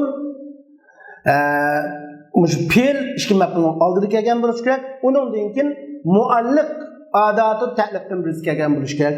Mualliq bo'lgan adati ta'liqni o'zgartuvchi vositalardan birisi kam so'nmaydi. Endi ta'liqni o'zgartuvchi vositalar biri lamul ibtido dedi. Ikkinchisi lamul ibtidoni gap chiqib bo'ldi. Buni mishara ba'zir shu ta'liqni lozim, ta'liqni vojib bilan ma nafiyaning oldida, in nafiyaning oldida, la nafiyaning oldida, lamul ibtida va lamul qasam mushning o'xshash deydi kaza. Lamul ibtida va lamul qasam mushning o'xshash degan gap lamul ibtidaning oldida, lamul qasamning oldida va istifhamu zalahun hatam. İstifhamning jihatidan mush ta'liq vojib bo'ldi. Yine istifhamning oldida da mush afal qilibdan keyin istifham vositasi kelgan bo'lsa, endi ta'liq qilish vojib demakchi. Bu istifhamning jihatidan lahu degizimiz istifham qaydi? Istifham jihatidan mush ta'liq kaskin vojib bo'ldi dedik. Endi bu yerda nechini so'zlabdi? Lam ibtida, lamul qasam, istifham oldini o'tirib qo'ygan. Yana bundan boshqa kitoblarda yine başqa vositalarni o'tirib qo'yilgan. Masalan, kam xabariya, la'alla, law deganni o'tirib qo'ygan. Biz bu kitobdagi misol ko'rganimizda endi ma'nafiyaning deydi, ma'nafiya. Endi biz ta'liq qilinmagan holatiga va ta'liq qilingan holatiga qarab baqilib, anda ilg'ani biz tushunib bo'ldik-ku. Ilg'a odatda masalan ilg'a qilib baqsak as-sidqu nafi'un mubda xabar oldu. As-sidqu nafi'un mubda xabar. Endi biz buni ilg'a qilib baqsak, ilg'a qilish uchun nima qilish kerak? As-sidqu alimtu nafi'un. Men rostchilikni manfaatlik deb bildim desak bo'ladi. Endi buni bu yoki as-sidqu nafi'un alimtu desak ham bo'ladi. Buni mushchaqda ta'liq qilish joiz, ta'liq qilmay amal bir nima? Ilg'a qilish joiz, amal birish joiz. Endi mushuni biz hozir ta'liq babiga chiqarsak-chi, ta'liq babiga chiqarish uchun Aşo'lıqı alimtu degan gap chuqum as-sidqu nafiyunning o'rtada ya oxirgi kafasi bo'lmaydi. Alimtu biz amal degan i'malni keltirib, i'malga misol keltirsak, i'mal, ihmal, ibtal bo'ldi bu yerda. Endi alimtu as-sidqa nafi'an. Mana amal var. Men rastçılıkni menfaatlik deb bildim degan o'xshash. Endi biz mushuni hozir mushuni ta'liq qilsak, ta'liq qilishdan chuqur mualliqdan birisi paydo bo'lsa, odati ta'liq paydo bo'ldi. Alimtu la sidqu nafi'un. Alimtu la sidqu nafi'un. Men rastçılıkni menfaatlik deb bildim desek bo'ladi. Lamın iftirakiri. Mana piya kirişçi. Mesela zanantu ma Muhammedun qaimun. Men Muhammed'in urtuğuçi emes deb oyladım. Ya ki birini ta'liq qilsak butu, ya ki ikkilisini ta'liq qilib etsak mi bula urdu.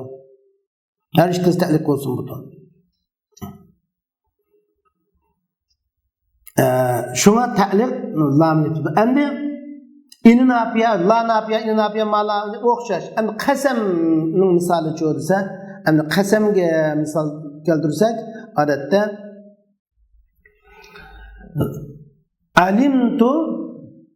alimtu yoki a'lamu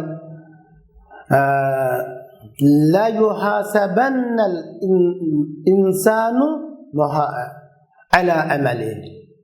Men insan öz emine qarta elbette hesap qılınıdı, hesap elinidi deb bilemen, cezmiyet qiliman desek, la yuhasabanna lam mishada bu qasamning javobi kelgan lam muatalil qasam.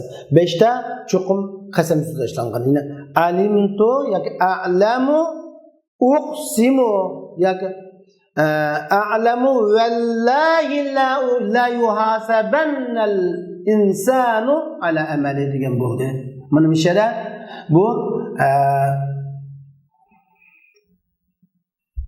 qasamning javobiga kelgan lamul qasam dedi. Lamul qasam kelsa, shu kildinki lamul qasam kelsa deganimiz chuqum ash lamul qasam, qasamning javobiga kelgan lam ash odat nasibning kim kelganda ta'liq qilish vojib bo'ladi demekçimiz.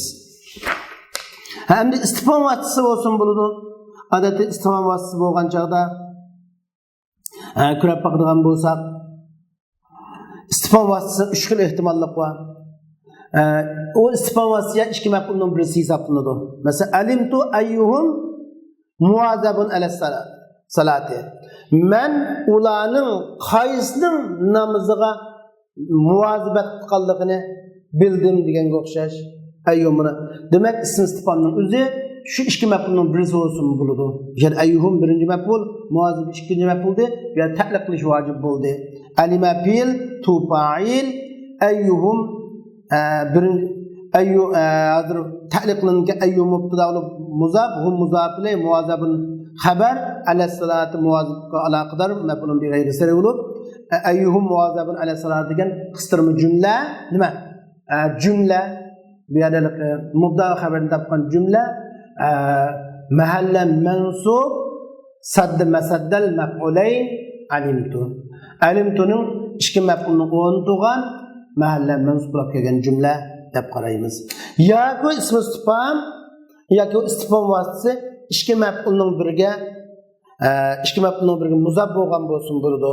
Mesela alimtu sahibu ayyihimul muazib. Men ularning qaysining sahibinin muazib ekanligini, bir ishni davomlashtiruvchi ekanligini bildim deganga o'xshash.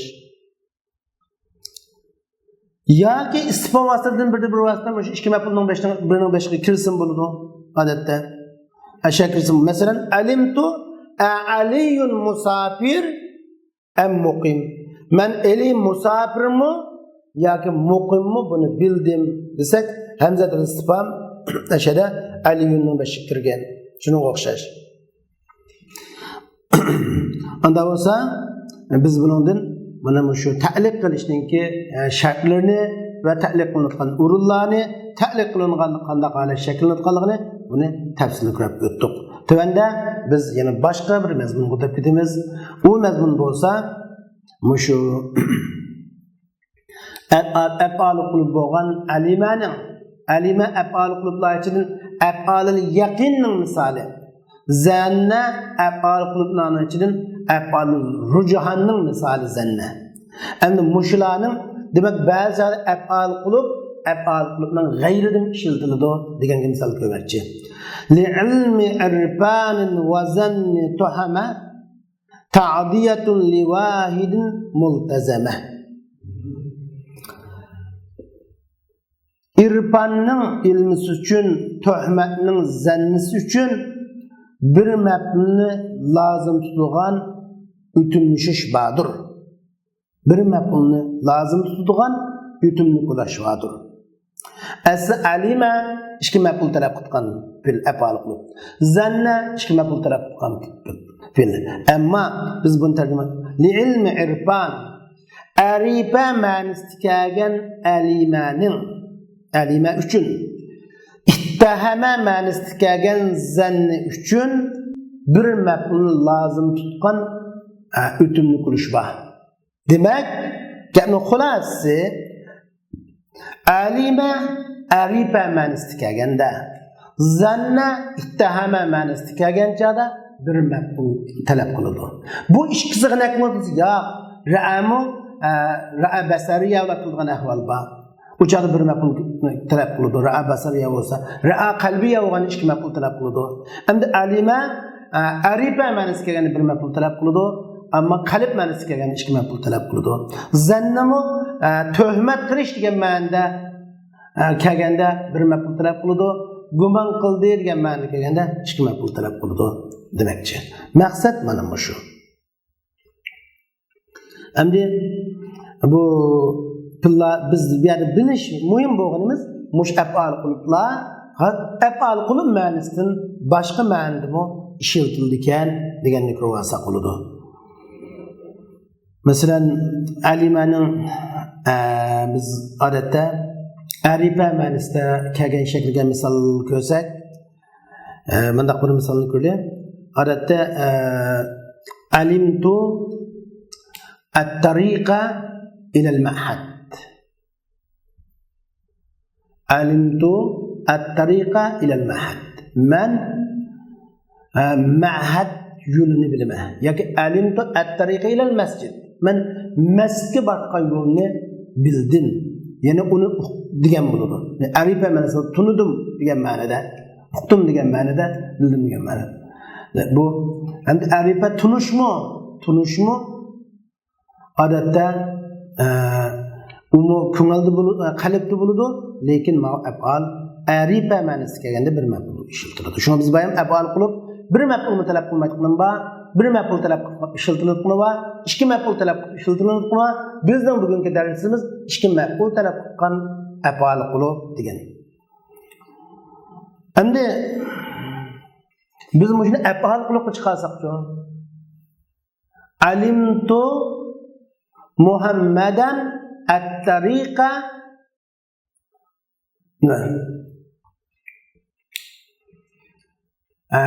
alimtu at-tariqa ila al-masjid qasira. Men masjidga borgan yo'lning yaqin ekanligini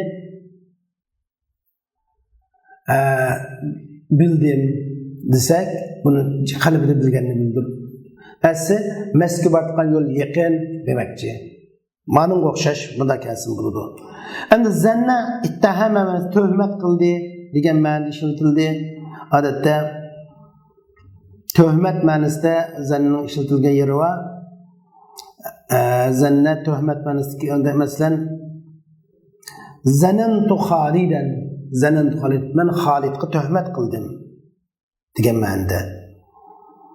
Endi ba'zi chog'da u zanantu odatda shu af'al qilib ishlatilgan yalamul nacha misol chiqib bo'ldi. Mayli biz bu yerda unda ma'no ishlatilsin, bunda ma'no ishlatilsin, bundan kelganini bilamiz. eng muhim bo'lgan masala af'al qilib billari ikki maf'ul talab qildi. Ba'zi chaqda alima arifa ma'nosida kelib, zanna ittaha ma'nosida kelib, ra'a absara ma'nosida kelib, ayda bir maf'ul talab qilgan ahvolning baliqini ko'rishimiz kerak. Yana bir masala biz shu ra'ani hozir men ra'a qalbiya, ra'a hulmiya, ra'a basariya deb bir nechaga bo'linadi. Ra'a odatda basariya bo'lganda bir maf'ul talab qiladi. Ammo ra'a hulmiya bo'lsa yoki ra'a qalbiya bo'lsa bu ikkilisi o'xshash. Ra'a balchada qalbiya bo'ladi, balchada hulmiya bo'ladi. Ra'a hulmiya deganimiz odatda tushni ko'rganni bildirganni ra'a hulmiya deb ataymiz. Odat normalimizda o'ylida jazmiyat qilganni ra'a qalbiya deymiz. Ammo kuzulan ko'rganni ra'a basariya deymiz. Li ra'a ru'ya mimma li alima talib maqulayn min qablun tama. Masri ru'ya keladigan ra'a uchun alima bunun oldida kelgan buningdan burungi ikki maf'ul talab qiluvchi bo'lgan alimaga nisbat berilgan qoidalarni nisbat bering. Ilmi degan nisbat bering. Li alima talib maf'ulayn min qabl buningdan oldida kelgan ma min qabl degan iborat qilishi li ilmi irfondagi alima emas demakchi. Min bunun oldida kelgan hozir meda li ilmi irfon arifa ma'nosi kelgan alima emas maqsad. Qalb ma'nosi. Lekin qalbni ma'lum shakilni bilganligini bildiradigan ikki maf'ul talab qilgan bir alima var. Shu alima demakchi. Buningdan burun ikki maf'ul talab qiluvchi bo'lgan holatda alima uchun nisbat berilgan qoidalarni ru'ya masdari ru'ya chiqadigan ra'afil uchunmi nisbat bering. Bu masdar boshqalarning ru'ya chiqadi. Lekin qalbda ko'rgandan ko'pincha ru'ya chiqadi. Masalan, qala ahaduhuma inni arani asiru khamra. Yusuf alayhisalomning ishki hamroyining biri dedi, men o'zimni aroq siqib ko'rgan ko'raptiman. Yana o'zim siqib tush ko'raptiman dedi. Arani nishadi mana shu arani ra'a ulmiya arani deb kelyapti. Endi nishada bumu ana asiru khamra desak ana mubda asiru ikkinchi maf'ulda mushada mushu nimaga o'xshash bo'ldi? Mushu alimaga o'xshash bo'ladi. Xuddi alima ta'liq qilina bo'lsa ra'ahul miyami ta'liq qilinadi. Xuddi buning alimaning ikki maf'ul talab qilingan u ikki maf'ul mubda xabar bo'lganga o'xshash tushni ko'rganni bildiradigan ra'ami ikki maf'ul talab qildi, u ikki maf'ul mubda xabar bo'ldi. Ta'liq qilinish ahvollari buning durust. İlg'a durust bo'lgan bo'lsa buning ilg'a durust bo'ladi. Ta'liq vojib bo'lgan o'rinda buning ta'liq vojib bo'ladi demakchi. Masalan, inni ra'aytu ahada ashar kawkaban sajidin deganga o'xshash. Mana shu bir mush ra'ahul miyaga keltirilgan misol. Shunga bu yerda bu bekdan bo'lgan asosiy maqsad nima desa, tushdan ko'rgan ra'animi af'al qilib ra'a qalbiya ra'ahul miyaga bo'lgan muomala ra'a qalbiyaga bo'lgan muomaladan o'xshash bo'ladi. Bunda farq yo'q deganni ko'rmoqchimiz. Bu yerda alayda keltirib qo'yishi uni ra'a arifa ma'nosida kelgan ra'a bilan o'xshash muomala qilsaman demakchi. Va la tujiz huna bila dalilin suqut maf'ulayn aw maf'uli dedi. Endi yana bir gapni biz bayonqi ra'aga qo'shib qo'ysak, ra'a buningki muzarisi ra'a yara chiqadi. Ra'a yara. Asli bu ra'a bo'lganlikin fa'ala yaf'alu bilan yar'a chiqish kerakdi. Asli ra'a yar'a. Ra'a yar'a chiqmay ra'a yara nara ara tara deb chiqdi. Onda bo'lsa nima ishqi onda chiqmadi yar'a tara nara ara deb chiqmadi desa, chunki yar'a bo'lganda hamza hareketlik aldı sukun. Ra sukundi. Ra hamzining hareketi ra'ga aprilib hamza tashlandı. Shuni bilan yaraga qolib qoldi deydi. Shu amrisi ra chiqadi. Buni diqqat qilib olsak bo'ladi. ولا توجز هنا بلا دليل سقوط مفعولين أو مفعولين. Bu yerda müşiyada dalilsiz holatda ikkili maf'ulni yo ikki maf'ulning birini tash o'tishni durust qilmang. Nada? Mushu af'al qilib babida. Zanna akhwatuha babida. Mushu zanna akhwatuha babida taşlanganlığı iniq dalil bo'lmagan asosda unda ikki maf'ulni tashlasangiz bo'lmaydi. Taşlanganlığı dalil bo'lmagan asosda ikki maf'ulni tashlasangiz bo'lmaydi. İki mef'ulun birini taşıvasanız bo'lmaydi. Ama taşlanganlığı dalil bo'lsa, fiil birinci ve ikinci mef'ulu hammasi tashlansın bo'ladi. Birinci mef'ulu nek tashlansın bo'ladi. İkinci mef'ulu nek tashlansın bo'ladi. İkinci mef'ulu tashlansın bo'ladi. Fiil hammasi tashlansın bo'ladi. Taşlanganlığı dalil bo'lsa. Bizde bir qoida var. El-hazf yajuz iza ulima el-hazf. Taşlanganlık bilinse tashlansın bo'ladi. Taşlanganlık bilinmese taşlansı bulmaydı. Mesela misalda hal alimte Muhammeden qaimen, sen Muhammed urtuğuda bildin mi? Dese naam dese tügüde. Naam alimtu ha bildim dese. Naam desek alime diyen fiil ve iki mef'ul hemiz taşlanır. Naam alimtu dese iki mef'ul taşlanır. Naam qaimen ha urtuğuda bildim dese buna birinci bir mef'ul taşlanıp yine bir mef'ul kaldı. Durus. Birinci taşlansın buladı. Hani tövendeki biz to'xtalmoqchi bo'lgan mazmun mushu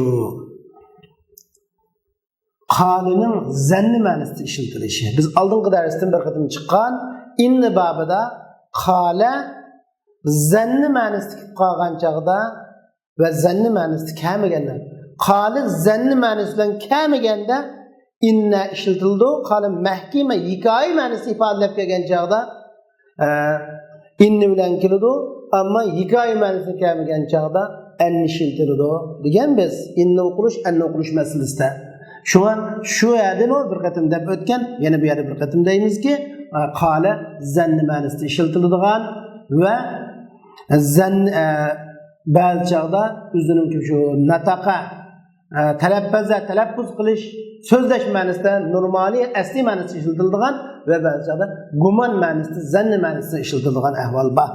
Yani bu vaqtda Musannif rahimahulloh mundaq deydi: "Tatazun ja'al taqulu in wali mustabhaman bihi wa lam yanfasili bi ghairi zarfin aw kadharfin aw amal in bi ba'd zi fasalt yuhtamal ve ujriya al-qawlu kazanni mutlaqa in sulayminahu qul za mushbiqa." Taquluni tazunnuga o'xshash qiling agar o taqulu istifhom bilan boshlansa, beshiga istifhom yandishib kelsa va o taqulu bilan istifhomning o'tirisi zarfning g'ayri bilan ayrilmasa, zarf bilan ayrilsa bo'ladi. Zarfning g'ayri bilan ayrilmasa yoki zarfning o'qishi bilan ayrilmasa yoki şu bir muşipillanın ma'mullardan bir ma'mul bilan ayrilmasa tazunnuni o o'xshash taqulu tazunnu ma'nosida ishlatsangiz bo'ladi. Agar mushuning ba'zi bilan ayrilsangiz yuhtamal ehtimollik bo'ladi. Masalan tazunnu ma'nosida ishlatsangiz bo'ladi yoki o hikoya ma'nosida ishlatsangiz bo'ladi. Qawl mutlaq holatda zanniga o'xshash jari qildirildi. Bani Sulaymning qishda qulza mushbiqa deganga o'xshash. Endi qala zanni ma'nosida ishlatilish uchun bu yerda 5 dona shart keladi. Birinchisi cho'qim o qala avlodi zanni ma'nosida gumon ma'nosida ishlatilishi uchun fe'li muzari bo'lishi kerak. Mazi yoki amr shakli yoki ism fa'il ism maf'ul shaklida kelsa bo'lmaydi. Cho'qim fe'li muzari shaklida kelishi kerak. Ikkinchisi cho'qim muxotab uchun bo'lgan bo'lishi kerak. Muzari muxotab birlik ikkilik ko'rsa bu taqulu taqulan taqulana deb kelsa bo'laveradi. Muxotab bo'lishi kerak. Üçüncüsü 5'te çokum istifam vasıfı kilish kerak. In veliye mustafhamen bir degan mana bu. Dördüncüsü şu qalı bilan taqulu bilan şu taqulu bilan üzdün kin kelgan aşı ikki maf'ulining o'ttirisida ikki maf'ul keladi zanni ma'nosida kelgan chog'da ikki maf'ulning o'ttirisi zarb jar majrulan ayritilsa bo'ladi.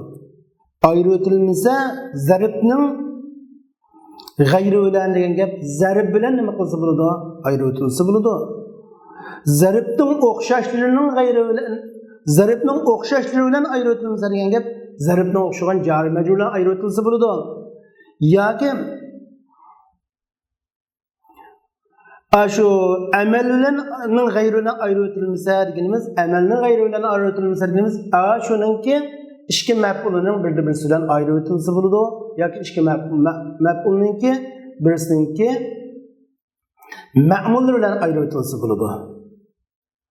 Agar mushundaq mushlar bilan ayrıtılsa, u chaqda ikki yo'l ehtimol zanni ma'nosida ishlatilsa bo'ladi, hikoya ma'nosida ishlatilsa bo'ladi. Ama Bani Sulaymning qashda bundaq shart aslan mavjud emas. Bani Sulaym bu shartni qat'iy qatag'amaydi. Ish qilib qala zanni ma'nosida ishlatilsa bo'laveradi deb qaraydi. Istifom bilan boshlansa, oxiridagi undaq shartlar mavjud emas. Anda bo'lsa bu yerga 5 shartni nereden topdingiz degan bir savol chiqdi. Katazun ja'al taqulu degan gapdan 2 shart chiqdi.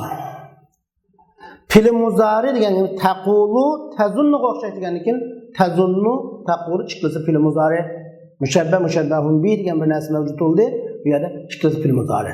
Muxotab degan shartni topdi. Taqulu muxotab, tazunnu muxotab. 2 shart bu yerdan chiqdi. 3-chi shart istifom bilan boshlansin degan shart in valiya mustafhaman bi degandan chiqdi. Wa lam yanfasil bi ghayri zarfin aw kazarfin aw amal degan gapdan 4-chi shart chiqqanki u istifom vasfisi bilan aşı qalining taquluning o'ttirisi arıtilmisin. Nima bilan? Zarfning g'ayri bilan arıtilmisin. Zarfning o'xshishining g'ayri bilan arıtilmisin. Aşı filning ma'mulining bir-birisi bilan arıtilmisin.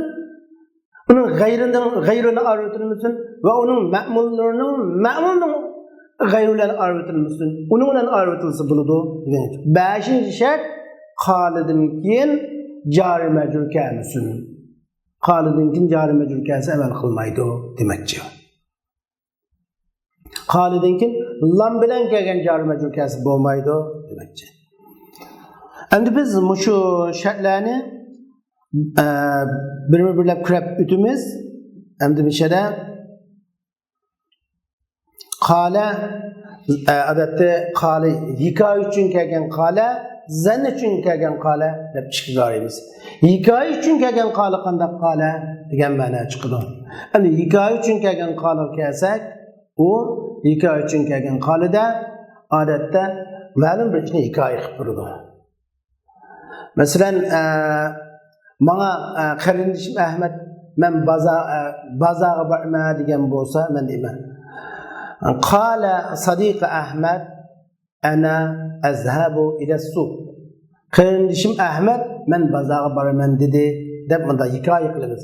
Yoki men o'zim bunda men ma'lum bir odamning qishib ma'lum paranglarni qilib kelib, yana bir odamning qishib men faloniga munda deganni qildim, undaq dedim, mundaq dedim deb bilak odamning qishda degan gaplarni yana bir odamning qishib hikoya qilaman.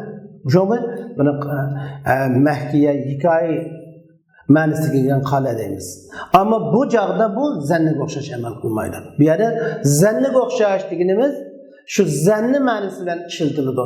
Zanni ma'nosi bilan ishlatilib, xuddi af'al qilib mubtada xabardan iborat mubtadani birinchi maf'uli, xabarni ikkinchi maf'uli qilib, nasbi o'qitganga o'xshash mushu amalni qiladi demakchi. Ammo bu vojib emas. Mushunday qilish durust. Bu durust. Shu 5 shart. Anda bo'lsa biz buning tafsili har birisiga misol ko'rib o'tamiz. Masalan, odatda biz bayon dedik, fil muzari bo'lsin, ikkinchisi muxotab uchun bo'lsin, harf istifhom yoki ism istifhom bilan boshlanib kelsin, 5 ta fil bilan shu ism istifhomning o'tirisiga, fil bilan ism istifhomning o'tirisiga fasil kirmasin. Beshinchisi shu fildan keyin jar majrurga lamul harfi jar bo'lgan lam kelmasin dedik. Navada endi mushi shartlardan birisi tepilmasicho, unda qonun ma'nosi kelmaydi. Bu chog'da o'liqi zanni ma'nosi bilan ishlatilmaydi. Ammo shartlar to'liq bo'lgan chog'da zanni ma'nosi bilan ishlatiladi. Shart to'liq bo'lmasa zanni ma'nosi bilan ishlatilmaydi. Endi biz shart to'liq bo'lgan bir misol ko'rib baqili. Odatda taqulu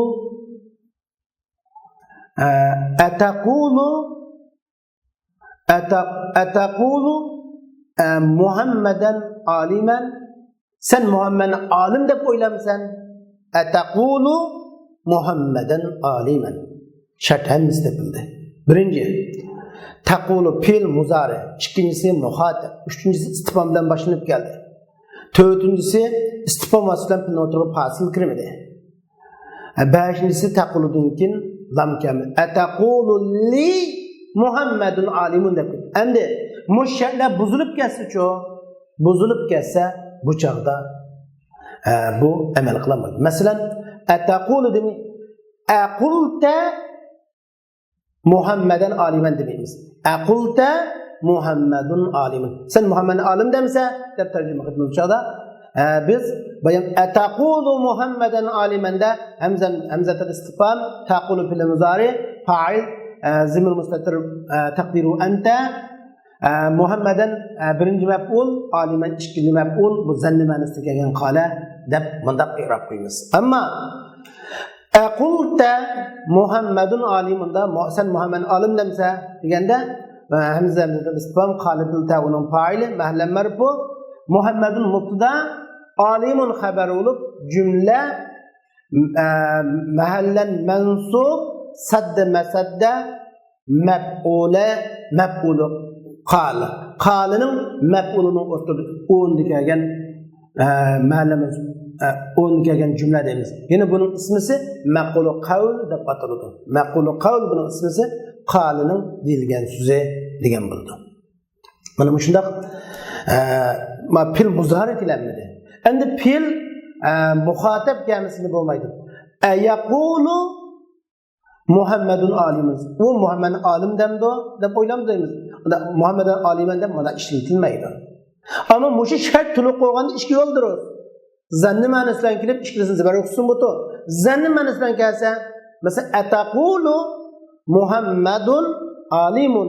Bu chog'da zanni ma'nosi kelmadi. Sen Muhammadni alim deb o'tsa degan ma'noda. Ataqulu Muhammadan aliman, sen Muhammadni alim deb o'ylamsa, deb mana amal qilgan shakli mana bo'ladi. Ishga yo'ldirsiz. Endi agar ism istifhom bilan boshlanmasa, u allaqachon amal qilmaydi. O'tirib fasil kirib qolsa-ku, yana amal qilmaydi. Masalan, a anta taqul Muhammadun alimun deymiz. A anta taqul Muhammadun alimun. Ammo amal qilinmaydi. Nimishqa? Hamzatul istifhom bilan nimani o'tirishqa, filni o'tirishqa fasil kirib qolgan bo'lg'achqa. Buni ama ataqulu Muhammadan aliman a anta taqulu Muhammadun alimun. Chunki o'tirib fasil qilib qolish shart yo'qlab ketdi. Yoki ataqulu li Muhammadun alimun. Chunki qoldigan lam kelib qoldi, amal qilinmaydi. Ammo kirib qolsa bo'laveradi, jari majrur kirib qolsa bo'ladi, zarf kirib qolsa bo'ladi, yoki bir maf'ul kirib qolsa bo'ladi. Masalan, fasil zarf bo'lib qolsa, istifhom vasitasi bilan filni o'tirib fasil zarf bo'lib qolsa bo'ladi. Jar majrur bo'lib qolsa bo'ladi. Masalan, zarf bo'lganning misolini Kulli biz anda da ba'da salati taqulu imam el masjid mutakallim. Sen namazdan keyin masjid imamini so'zlug'chi deb o'ylamsan. Ba'da salat taqulu imam el masjid mutakalliman. Mana bu yerda shartliq topildi. A fasil itibar qilingan. Buni ishga yo'ldirasiz. Amal qilsin, bu qilmasin bunu. Chunki zarb kirdi. Endi jari majrur kirsin bunu. Fil masjidi taqulu Muhammadan mutakalliman. Sen masjidda Muhammad so'zlug'chi deb o'ylamsan degan o'xshash. Zarb jari majrur kirdi. Amal qilsin bunu, qilmasin bunu. Yoki amal deb qo'ygan she'rda amal deb qo'ygan amaldan ma'mulul fil ay ma'mulu fil. Filning ma'muli qistirulsin bo'ladi yo filning ma'mulining ma'muli qistirulsin bo'ladi. Masalan, ma'mulu fil ataqulu Muhammadan mutakalliman Muhammadan taqulu mutakallim. Mana bular ataqul Muhammadan mutakallim Muhammadan taqulu mutakallim kasim bular bo'ladi. Endi ataqulu Muhammadan akilan ta'amaka. Sen Muhammadni sening tamoqni yeguvchi deb o'ylamsan degan bo'ldi. Endi biz bayon dedik, ma'mulning ma'muli kirsin bo'ladi, qistirib qolsin bo'ladi. Ata'amaka taqulu Muhammadan akilan kasim bo'laveradi. Mana ma'noda chiqib yuhtamal degan mana ehtimollik bo'ladi. Masalan, zanni ma'nosidan kelib, ikki maf'ul nasb bo'lsin bo'ladi yoki amal qilinsin bo'ladi, hikoya ma'nosi ishlatilsin bo'ladi. Deyishimizning sababi mana shu. Endi bu qolininki zanni ma'nosida ishlatilishining shartidan bo'lgan bir shart. Mana bu shart oxirlashadi. Shu bizningki ikki maf'ul talab qilgan fillar haqidagi so'zimiz shundan oxirlashadi. Keyingi darsimiz yani a'lama va ara degan haqida 3 maf'ul talab qilgan fillarga to'xtalamiz. Bugungi darsimiz bu yerda oxirlashdi. Va oxir da'vana alhamdulillahi robbil alamin.